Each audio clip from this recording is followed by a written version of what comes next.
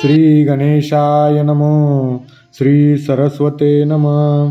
तैसे नामरूप तयाचे एरवी ब्रह्मची तोसाचे मन साम्या आले जयाचे सर्वत्र गा.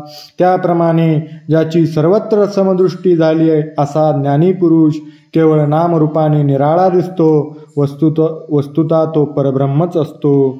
ऐसे समदृष्टी जो होय तया पुरुषा लक्ष नाही आहे. अर्जुना संक्षेपे सांगेन पाहे अच्युत म्हणे. देव म्हणतात, अर्जुना, जो पुरुष समदृष्टी झाला त्या पुरुषाला ज्या लक्षणावरून ओळखता येते ते लक्षण तुला संक्षेपाने सांगतो, ते आता ऐक.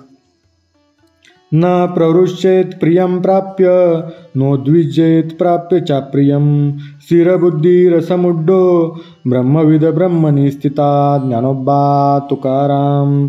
तरी मृगजळाचे निपुरे जैसेन लोटीजे का गिरीवरे. तैसा शुभाशुभी न विकरे पातलिया जो. ज्याप्रमाणे मृगजळाच्या पुराने पर्वत वाहून जात नाही त्याप्रमाणे प्रिय अप्रिय काही प्राप्त झाले तरी ज्याच्या मनात हर्ष शोकादी विकार उठत नाहीत तोची तो निरुता. समदृष्टी तत्वता हरी मने पंडुसुता तोची ब्रह्म. अर्जुना, तोच खरा समदृष्टीचा पुरुष होय व तोच ब्रह्मस्वरूप झाला असे जाण.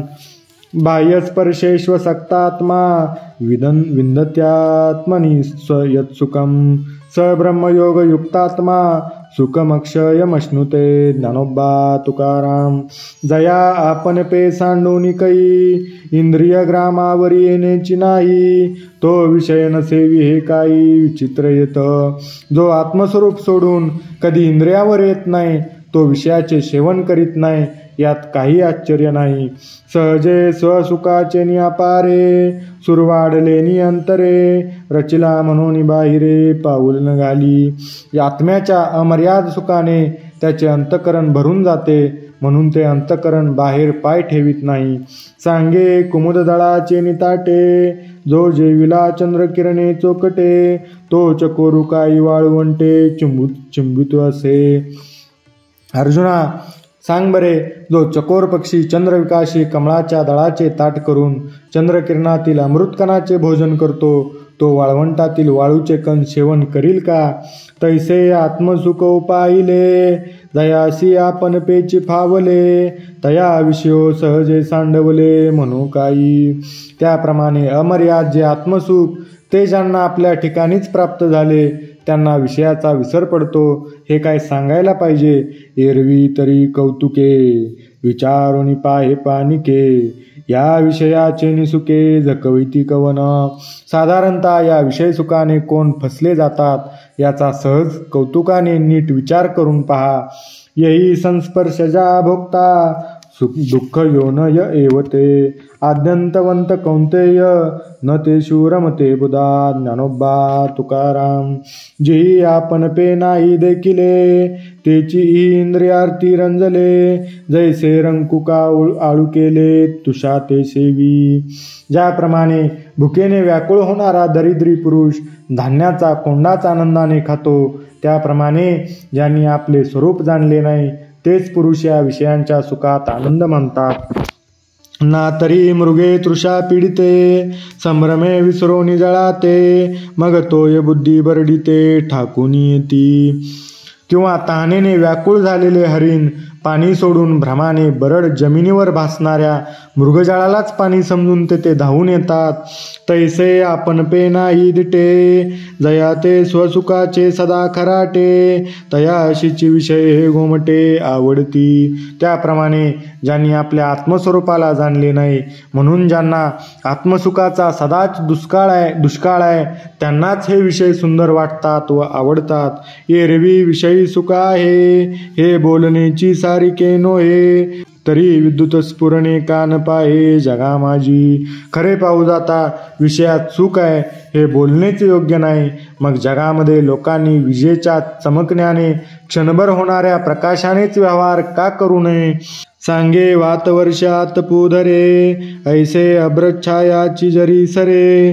तरी त्रिमाळिके धवळारे करावी का. सांग बरे अर्जुना, ऊन वायू पाऊस यांच्यापासून आपले संरक्षण होण्याकरता आभरामुळे पडलेली छाया जर समर्थ झाली तर लोकांनी 3 मजली घरे कशाला बांधावी. म्हणून विषय सुख जे बोलिजे ते नेनता गावाया जल्पिजे. जैसे मोहरका म्हणिजे विषय कंदा ते. ज्याप्रमाणे बचनागाच्या कंदाला मधुर असा नुसता शब्दच लावावा त्याप्रमाणे विषयात सुख आहे हे बोलणे देखील न जाणता व्यर्थ बडबड करणे होय.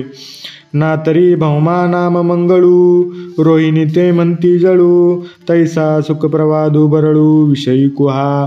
किंवा मंगळ या भयंकर उग्र ग्रहाला आपण मंगळ म्हणतो किंवा मृगजळाला जळ म्हणतो. त्याप्रमाणे विषयापासून होणाऱ्या सुखाला सुख म्हणण्याचा जो लोकात प्रघात पडला तो नुसता निरर्थक शब्द मात्रच आहे.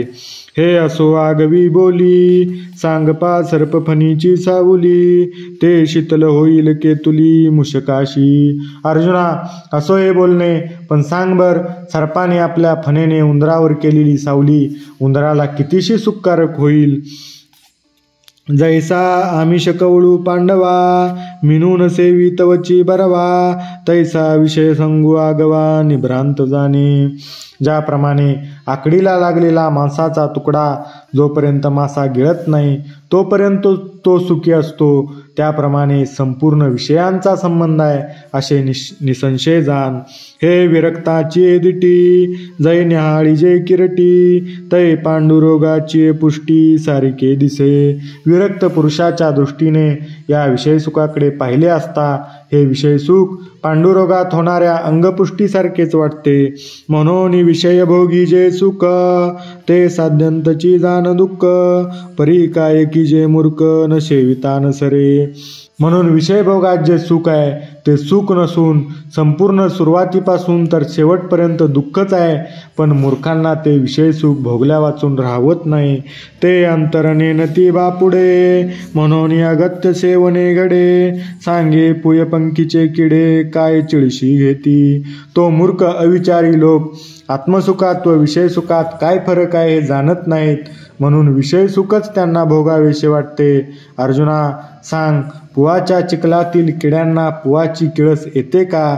तया दुखिया दुःखची जिवार. ते विषय कर्दमीचे दरदुर. ते भोगजळीचे जळचर सांडिती केवी. त्याप्रमाणे नेहमी दुःख भोगणाऱ्यांना दुःखच अत्यंत प्रिय होते. ते विषयरूप चिखल खाणाऱ्या व चिखलातच राहणाऱ्या बेडक्या होत किंवा ते विषय भोगरूपी जळात नेहमी राहणारे जळचर प्राणीच होत. मग ते विषय कसे सोडतील. आणि दुःख योनी जिया आहाती तिया निरर्थका तरी नवती. जरी विषयावरी विरक्ती धरिती जीव. आणि हे मूर्ख अविचारी लोक जर विषयांचा कंटाळा करतील तर ज्या योनीत अत्यंत दुःख आहे अशा योनी म्हणजे त्या योनीत जाणारे कोणीच राहणार नाहीत तर व्यर्थ होणार नाहीत का. ना तरी गर्भवासादी संकट का जन्ममरणीचे कष्ट. हे विसावे विनवाट व्हावी कवने. किंवा ज्या संसार वाटेने गर्भवासाचे जन्ममरणाचे घोर दुःख भोगावे लागते ती संसार वाट काही एक विश्रांती न घेता सारखी मग कोणी चालायची. जरी विषयी विषयो सांडिजेल तरी महादोषी के वशिजेल. आणि संसारू हा शब्दू नव्हेल लटिका जगी. जर विषयासक्त लोकांनी विषय सुखाचा त्याग करावा तर महादोषांनी कोठे राहावे आणि संसार हा शब्दच निरर्थक होणार नाही का. म्हणून ही अविद्या जात नातिले ते तिची साच दाविले. जी सुखबुद्धी घेतले विषय दुःख. म्हणून ज्यांनी विषयांच्या दुःखाच्या ठिकाणी सुखबुद्धी केली त्यांनीच हा संसारूपी संपूर्ण खोटा अविद्याभ्रम खरा करून दाखविला. या कारणे गा सुबटा हा विचारिता विषय ओकटा. तू धने कहिया वाटा विसरोनी जाशी. यास्तव हे उत्तम योद्धा अर्जुना, विचार करून पाहता विषय दुःखदायक आहेत. तू कदाचित चुकून या विषयाच्या वाटेत जाशील म्हणून जाऊ नकोस. पै याते विरक्त पुरुष त्यजिती का जैसे विष. निराशा तया दुःख दाविले नावडे. पण विरक्त पुरुष या विषय सुखाच्या मार्गाचा हे विष आहे असे समजून त्याग करतात. ज्यांची विषयसुखाची इच्छा निशेष नाहीशी झाली अशा निरीच्छ पुरुषांना विषयाचे सुख हे दुःखच वाटते, म्हणून असे सुखरूप दुःख आवडत नाही. श्लोक. शक्नोति हैव या सोढुं प्राक्शरीर विमोक्षणात् कामक्रोधोद्भवं वेगं सयुक्त ससुखी नरात्. ज्ञानोबा तुकाराम.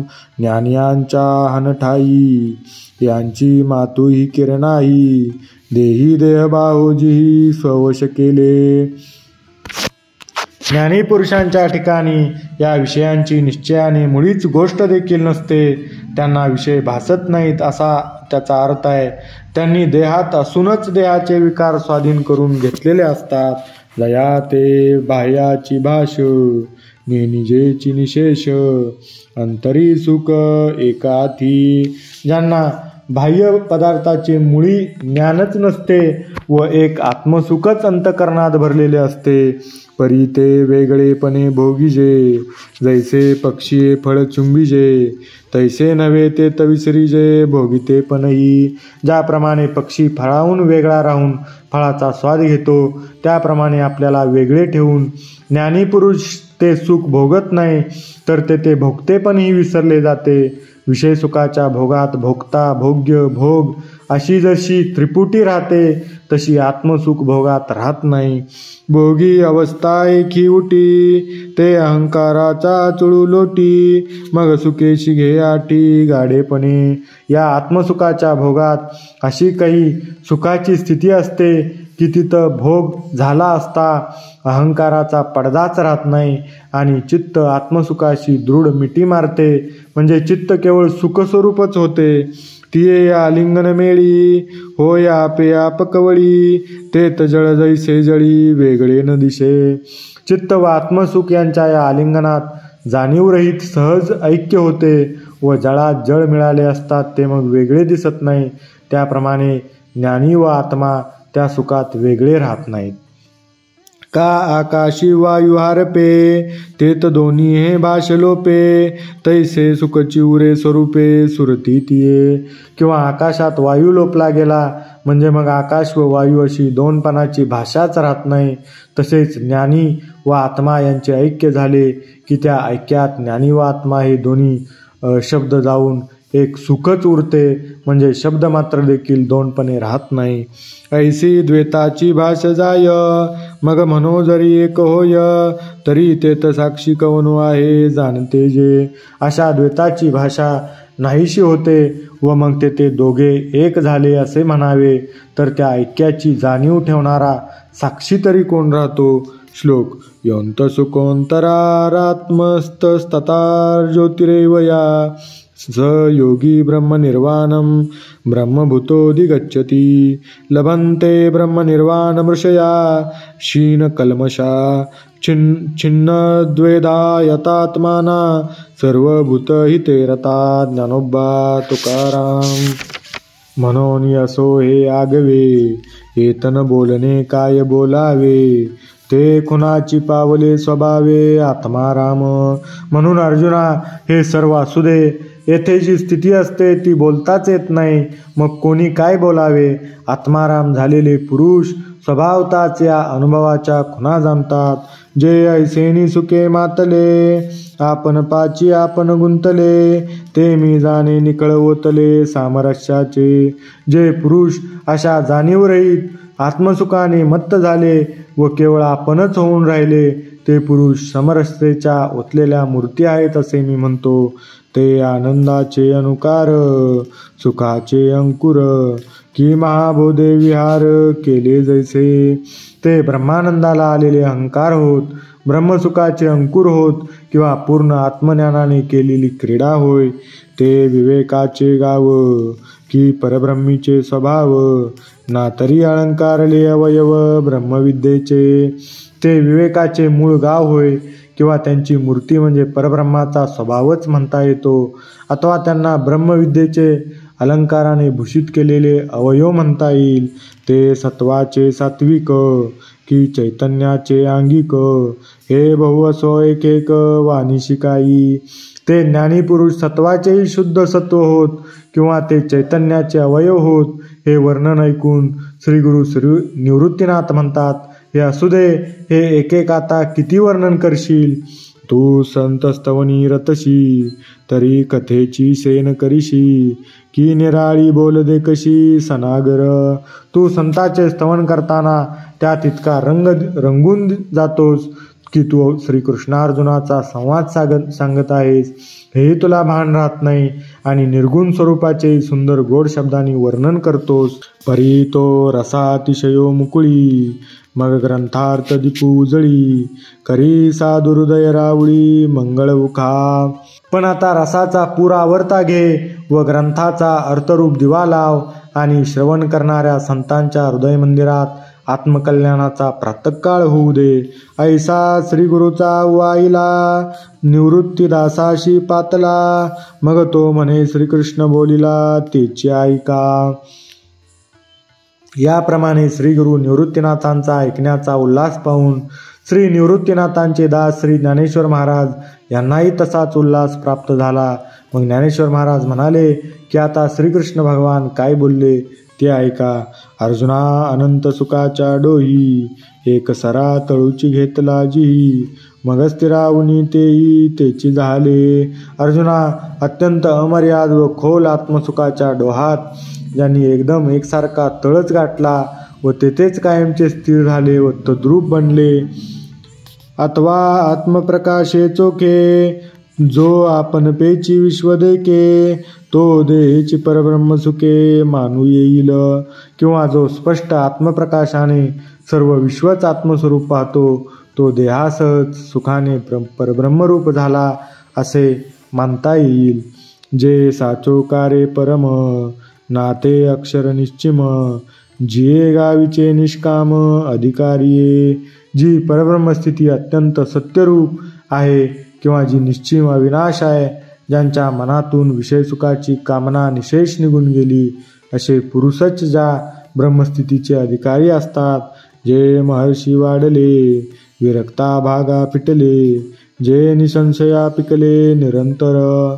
जी ब्रह्मस्थिती इंद्रियाधिकांना जिंकणाऱ्या महर्तीपुढे वाढली जाते, अत्यंत विरक्त झालेल्या पुरुषांच्याच वाट्याला येते आणि अखंड संदेहरहित झालेल्यांच्या ठिकाणी तिचे मुबलक पीक येते. काम क्रोध वियुक्तानां यतीनां यतचेतसां अभितो ब्रह्मनिर्वाणं वर्तते विदितात्मनां. ज्ञानोबा तुकाराम. जेही विषयापासून हिरतले, चित्त आपुले आपण जिंतिले. ते निश्चित जेत सुतले चेतीची ना. ज्यांनी आपले चित्त विषयापासून हिरावून घेतले व अशा रीतीने आपणच आपल्या चित्ताला जिंकले, ते पुरुष जे ते निजले असता पुन्हा जागे होत नाहीत, म्हणजे ज्यांच्या ठिकाणी पुन्हा देहबुद्धी उत्पन्न होत नाही, ते परब्रह्म निर्वाण. जे आत्मविदाचे कारण, तेची ते पुरुष जाण पंडुकुमरा. ते ब्रह्मच शेवटली स्थिती आहे. ते जाणूनच ब्रह्मविद होत असतात, म्हणून ते पुरुषही ब्रह्मच होतात. ते ऐसे कैसे निजाले, जे देहीची ब्रह्मत्व आले. हे पुससी तरी भले संक्षेपे सांगे. विषयाविषयींच्या वैराग्याने ज्यांनी विषयांचे चिंतन करणे सोडून देऊन विषयांना मनातून बाहेर घालवून दिले व संपूर्ण मनच केले. पुंडलिक वरदा हरिविठ्ठल. श्री ज्ञानदेव तुकाराम. पंढरीनाथ भगवान की जय. माऊली ज्ञानेश्वर महाराज की जय. जगद्गुरु तुकाराम महाराज की जय. बोल बजरंग बली की जय. जय जय रघुवीर समर्थ.